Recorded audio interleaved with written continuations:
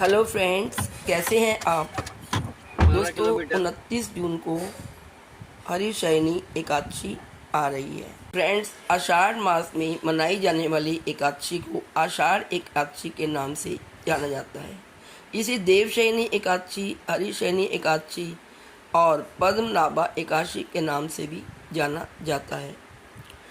पुराणों के अनुसार यह समय भगवान विष्णु का शयन काल होता है, यानी कि इस दिन से श्री हरि भगवान विष्णु 4 महीनों के लिए क्षीर सागर में योग निद्रा के लिए चले जाते हैं। इसीलिए इसे हरिशयनी एकादशी कहते हैं। 4 महीने की इस अवधि को चतुर्मास भी कहा जाता है। इस दौरान कोई शुभ कार्य या मंगल कार्य नहीं करे जाते। इस बार देवशयनी एकादशी का व्रत 29 जून गुरुवार को रखा जाएगा। आइए अब जानते हैं देवशयनी एकादशी का शुभ मुहूर्त। हिंदू पंचांग के अनुसार देवशयनी एकादशी का व्रत इस बार 29 जून बृहस्पतिवार को रखा जाएगा। देवशयनी एकादशी तिथि की शुरुआत 29 जून को सुबह 3:18 पर होगी और इस तिथि का समापन 30 जून को रात 2:42 पर होगा। देवशयनी एकादशी के पारण का समय 30 जून को दिन 1:48 से लेकर शाम 4:36 पर होगा। आइए अब जानते हैं देवशयनी एकादशी पूजन विधि। देवशयनी एकादशी पर पूजा कैसे करें।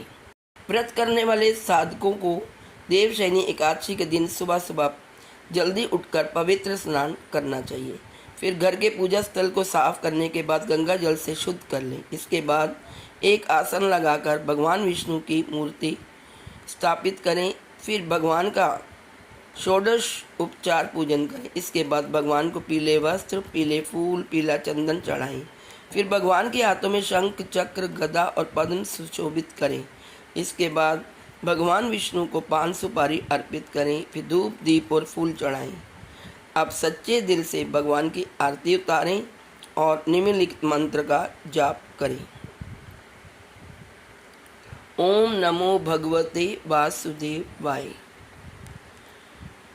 और दोस्तों, आइए जानते हैं देवशयनी एकादशी का हमारे हिंदुओं में क्या महत्व है, हिंदू धर्म में क्या महत्व है। सनातन धर्म में देवशयनी एकादशी को आषाढ़ी एकादशी भी कहा जाता है। इसके अलावा इस एकादशी को हरिशयनी और पद्मनाभा एकादशी के नाम से भी जाना जाता है। इस एकादशी का नाम 2 शब्दों से मिलकर बना है, देव और शयन। यहाँ देव शब्द का अर्थ है भगवान विष्णु के लिए और शयन शब्द का अर्थ है सोना। मान्यताओं के अनुसार इस दिन से भगवान विष्णु 4 महीने के लिए क्षीर सागर में शयन के लिए चले जाते हैं। कहा जाता है कि जो जातक देवशयनी एकादशी का व्रत करते हैं उनके सारे दुख दर्द दूर हो जाते हैं और उनकी सारी मनोकामनाएं पूर्ण होती हैं। भगवान विष्णु उनके घर पर खुशियां लाते हैं और उनकी कृपा उन पर अपार रूप से बरसती है। आइए जानते हैं देवशयनी एकादशी की कथा। पौराणिक कथा के मुताबिक बहुत समय पहले मंदाता नाम का एक राजा था।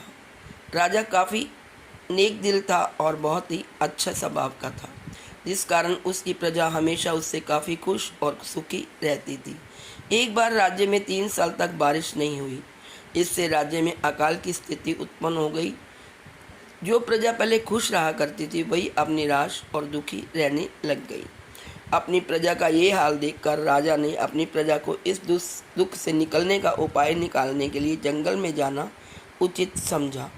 जंगल में जाते जाते राजा अंगिरा ऋषि के आश्रम में पहुंच गए।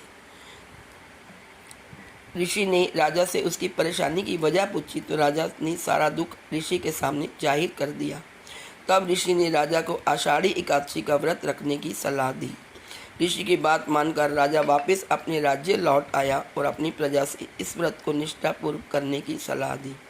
व्रत और पूजा के प्रभाव का असर कुछ ऐसा हुआ कि राज्य में एक बार फिर से वर्षा हुई, जिससे पूरा राज्य एक बार फिर धन धान्य से पूर्ण हो गया और सब जगह खुशियाँ छा गई और फिर से लोग उस राजा के राज्य में सुखी रहने लगे। तो दोस्तों, देवशयनी एकादशी का जो व्रत करता है उसकी सारी मनोकामनाएं पूर्ण हो जाती हैं। आज मेरी इस वीडियो में इतना ही। आप सबको मेरी तरफ से देवशयनी एकादशी की हार्दिक शुभकामनाएं। ये एकादशी आप सब के लिए कल्याणकारी तथा मंगलमय हो। यदि आपको मेरी वीडियो अच्छी लगे तो प्लीज़ लाइक करिए वीडियो को और अपने फ्रेंड्स में शेयर करिए, और यदि आप चैनल पर नए हैं तो चैनल को सब्सक्राइब अवश्य करें और बेल का आइकन भी प्रेस कर दें ताकि मेरी नई आने वाली अपलोड वीडियो की जानकारी सबसे पहले आपको मिल सके। Thank you.